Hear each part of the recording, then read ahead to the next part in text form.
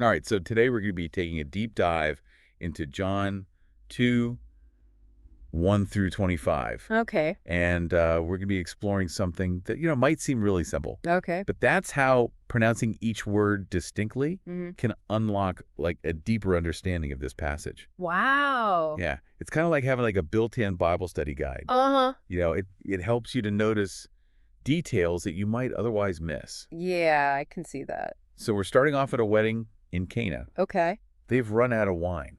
Oh, no.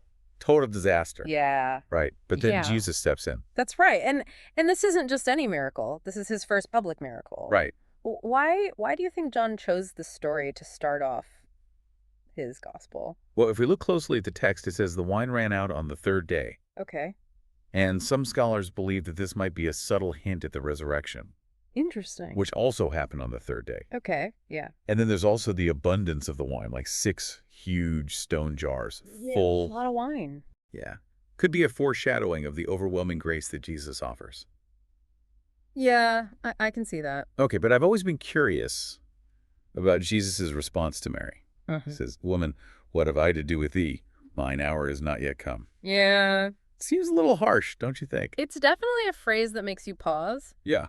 Some argue that it emphasizes Jesus's focus on divine timing, Oh. while others see it as a respectful way of addressing a woman in that culture. Oh. It's a great example of how even a single word can spark debate and deeper understanding. Right. Yeah. And then Mary just tells the servants, "Whatsoever he saith unto you, do it." Right. Talk about trusting your kid. That's right. Her faith in Jesus is unshakable. Yeah. It's a Yeah. powerful reminder of the role obedience plays in our relationship with Christ. So water into wine, amazing miracle. Truly. But it doesn't stop there. Okay. The head waiter actually compliments the bridegroom for saving the best wine for last. He has no idea. He has no idea what just happened. That detail adds a layer of humor to the story, Yes. but it also highlights the exceptional quality of the wine. This wasn't just any old grape juice. This Right. was the best. The best. And then the disciples believe. Yes. It says, "This beginning of miracles did Jesus in Cana of Galilee and manifested forth his glory, and his disciples believed on him." Right. It's a pivotal moment for their faith. Yeah. And for us, too, it reminds us that experiencing Jesus' power can strengthen our own belief. Okay, so now we kind of shift gears from joyous celebration Okay. to righteous anger. All right.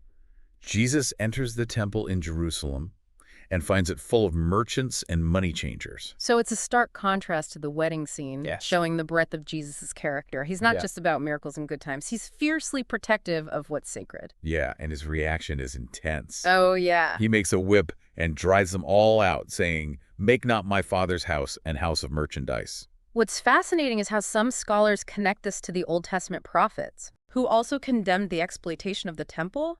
It shows Jesus aligning himself with that tradition of challenging religious hypocrisy.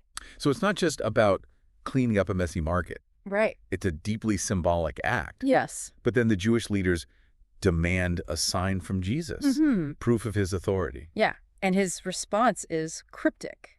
It is, Destroy this temple, and in 3 days I will raise it up. He's not talking about literal bricks and mortar, is he? exactly, he's foreshadowing his death and resurrection. Wow.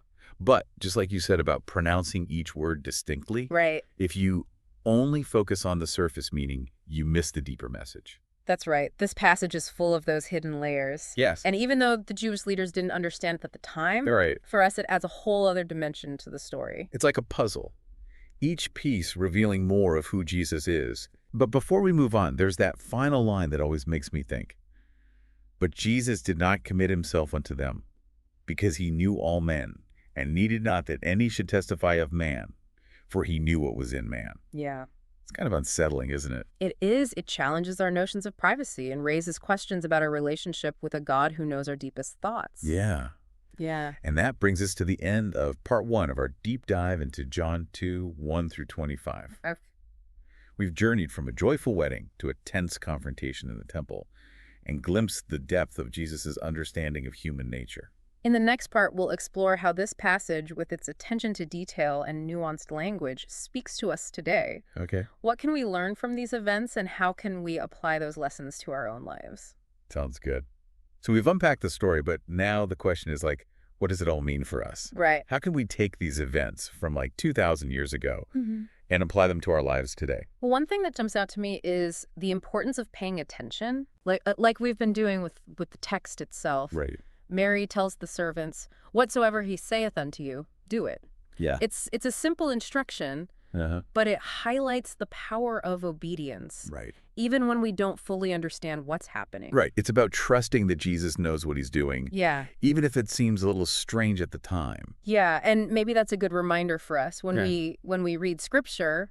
Yeah. We might not always get it right away, Yeah. but if we approach the text with humility Uh-huh. and a willingness to listen, new insights can emerge. Like we talked about before, pronouncing each word distinctly Exactly. can help us slow down and notice those subtle details that Yeah. might otherwise slip by. Yeah, it's like having a personal tutor Yeah, pointing things out to you. exactly. And speaking of noticing details, Okay. what about the temple cleansing? Right. It's easy to kind of skim over that scene. Yeah. But it raises some important questions about our own lives. For sure. Like, where do we see money changers Yes. in the temple of our own hearts? Yeah. What needs to be purified or challenged? What are the things that clutter our spiritual lives? That's good. Yeah. What distracts us from truly worshiping God? It's a powerful image, Yeah. right? It challenges us to ask those questions. And maybe it's not just physical things, but attitudes, habits, or even relationships that need some cleansing. Absolutely. And thinking about it this way Yeah. brings that ancient story into a very modern context. Right. It's about taking the time to examine our motivations and make sure they align with our faith. But then there's that line about Jesus knowing what was in man. Yeah. It's a little unnerving, to be honest. Yeah. Like, it makes me wonder if he already knows everything. Right. What's the point of trying to change? That's a question that's challenged theologians for centuries. Yeah. But maybe it's not about God controlling us, Yeah. but about his deep understanding of who we are, Hmm. flaws and all. So it's not a judgment, but more like acceptance. I think It's knowing we're not perfect, Yeah. but still loving. Exactly. And that's where the miracle at Cana comes back in Right. the abundant wine, Yeah. the transformation of the ordinary into something extraordinary. Yeah. It points to God's grace, his Right. ability to work with our imperfections Yes. and bring about something beautiful. Like he takes our water, our flaws, our struggles, Mm-hmm. and turns it into the best wine, Yeah. something truly valuable. And maybe that's the message we can carry with us from this deep dive, even in our most ordinary moments, Mm-hmm. even in the midst of our shortcomings. Yeah. God can work miracles. Right. We just need to be open to his grace Yeah. and willing to trust in his transforming power. As we've been talking about John 2, 1 through 25, Yeah. I'm struck by how much it packs into just a few verses. Yeah, it really does. We've got joy and anger, miracles, deep theological concepts. It's like a microcosm of the whole gospel message, isn't it? It really is. And it all comes back to that idea that we started with, Mhm. how even something as simple as pronouncing each word distinctly can change how we understand the text. It makes you slow down, Yes. pay attention. Right. And when we do that, Yeah. we start to see things that we might have missed before. Absolutely, like those subtle hints at the resurrection and the wedding story, Right. or the connection between Jesus' actions in the temple and the Old Testament prophets. And those insights can have a ripple effect on our own lives. For sure. The challenge to find the money changers in our own hearts. Mm-hmm. The reminder that God's grace can transform even our most ordinary water into something extraordinary. Yeah. It's almost like John is giving us a blueprint for how to live a more mindful, Yeah. faith-filled life. Pay attention to the details. Be open to God's transforming power. Mm-hmm. And don't be afraid to challenge the things that get in the way of true worship. And that's the beauty of Scripture, isn't it? Yeah. It's not just a collection of stories from the past. It's a living, breathing word that speaks to us in the present. Absolutely. So as we wrap up this deep dive, I'm left with a question for our listeners. Okay. What is the water in your life that needs to be turned into wine? That's a good question. What area needs God's transformative touch?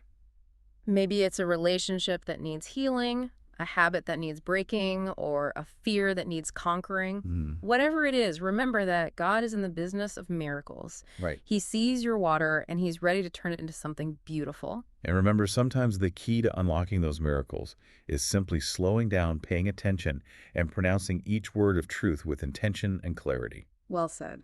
Thanks for joining us on this deep dive. May your own exploration of John 2, 1 through 25 be filled with unexpected insights and transformative discoveries.